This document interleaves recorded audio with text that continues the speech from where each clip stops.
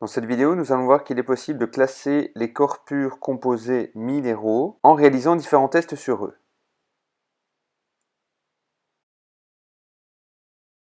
Nous testerons ici l'acide sulfurique H2SO4, l'hydroxyde de potassium KOH, le nitrate de potassium KNO3, l'acide chlorhydrique HCl, l'hydroxyde de sodium NaOH, l'acide nitrique HNO3, le chlorure de sodium NaCl et l'eau H2O.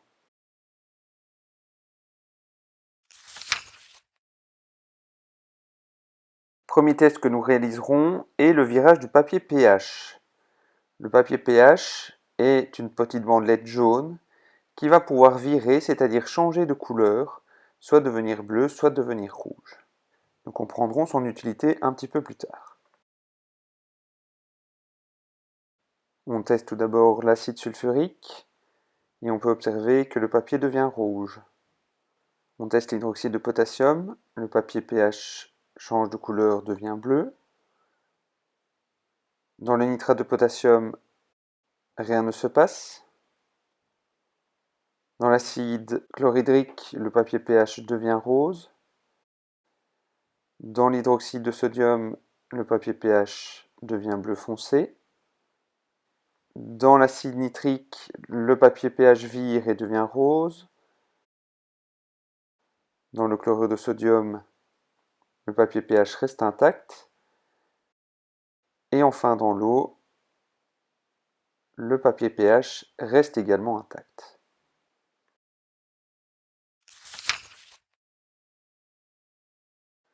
Deuxième test que nous allons réaliser est la réaction avec le magnésium. Le magnésium est un métal qui ici se retrouve sous la forme d'un ruban et nous prélèverons à chaque fois un petit morceau que nous insérerons dans la substance testée. Dans le H2SO4, on insère un petit morceau de magnésium et on voit que celui-ci se met à réagir. On fait le même test dans le KOH, l'hydroxyde de potassium, et il ne se passe rien. Dans le nitrate de potassium, le KNO3 cette fois, là aussi le magnésium reste inerte. Dans l'acide chlorhydrique, HCl, là on voit que le magnésium réagit, même très fortement.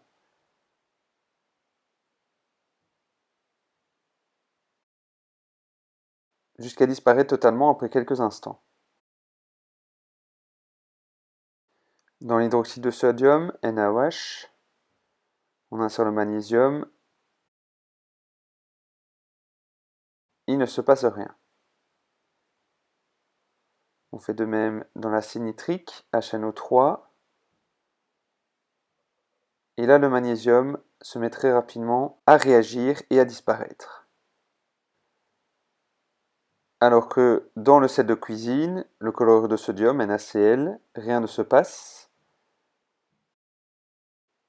Et dans l'eau, H2O,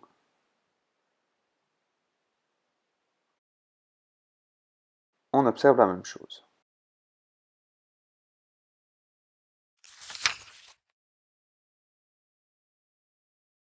Réalisons un troisième et dernier test. Nous allons tester la conductivité électrique de chacun des corps purs.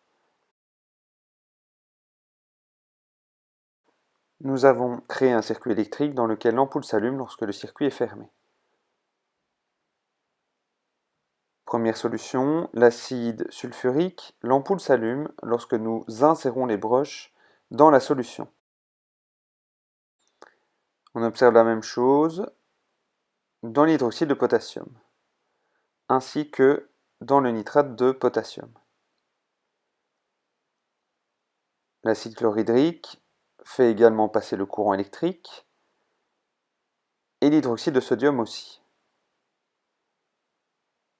L'acide nitrique est également un bon conducteur, alors que le sel de cuisine fait de même. Enfin, l'eau, elle, par contre, ne laisse pas passer le courant. En regroupant toutes les informations que nous apprennent les tests effectués, on va pouvoir classer les corps purs en 4 catégories. Le premier groupe, qui contient l'eau, sont les corps neutres. Ils ne possèdent aucune propriété. On retrouve ensuite ceux possédant une propriété positive, le chlorure de sodium et le nitrate de potassium, qui forment ce que l'on appelle les sels, binaires dans le cas du NaCl et ternaires dans le cas de KNO3. Les sels binaires, ce sont des molécules composées d'un métal et d'un non-métal, alors que les sels ternaires, c'est un métal avec un groupement, c'est-à-dire un non-métal avec de l'oxygène. Ils possèdent la propriété d'être des bons conducteurs électriques. On retrouve ensuite le groupe des corps purs à deux propriétés positives, l'hydroxyde de potassium et l'hydroxyde de sodium. Ils forment d'ailleurs le groupe des hydroxydes, c'est-à-dire un métal et le groupement OH, le groupement hydroxyde. Ils sont des bons conducteurs électriques et ils font virer le papier pH. Finalement, on retrouve le groupe à trois propriétés positives, l'acide chlorhydrique, l'acide nitrique et l'acide sulfurique.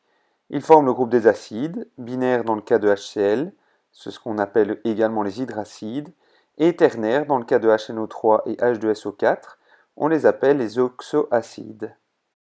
Les acides binaires sont composés d'un hydrogène et d'un non-métal, et les acides ternaires d'un hydrogène avec un groupement, c'est-à-dire un non-métal et de l'oxygène.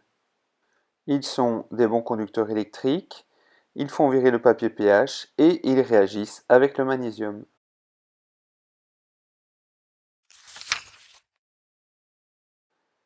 Le papier pH utilisé dans l'une des expériences est ce qu'on appelle un indicateur de basicité ou d'acidité, également appelé indicateur de pH.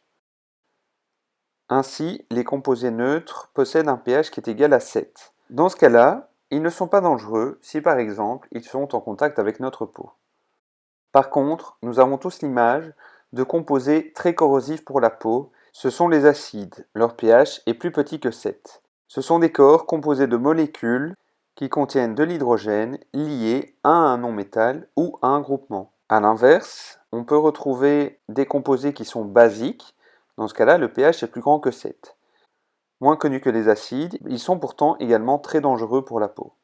Les composés basiques sont les hydroxydes. Ils comportent alors un métal lié à un groupement hydroxyde. Ainsi, le papier pH permet d'identifier le composé testé en devenant rouge en milieu acide ou bleu en milieu basique. À l'instar du papier pH, la phénylphtaléine devient incolore en milieu acide et rose en milieu basique.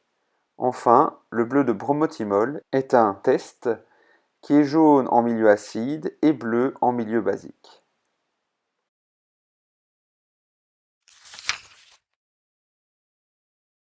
Dans la nature également, certains êtres vivants vont réagir à l'acidité dans lequel ils se trouvent. Ainsi, les hortensias sont des fleurs qui sont roses en milieu basique et plutôt bleues en milieu acide.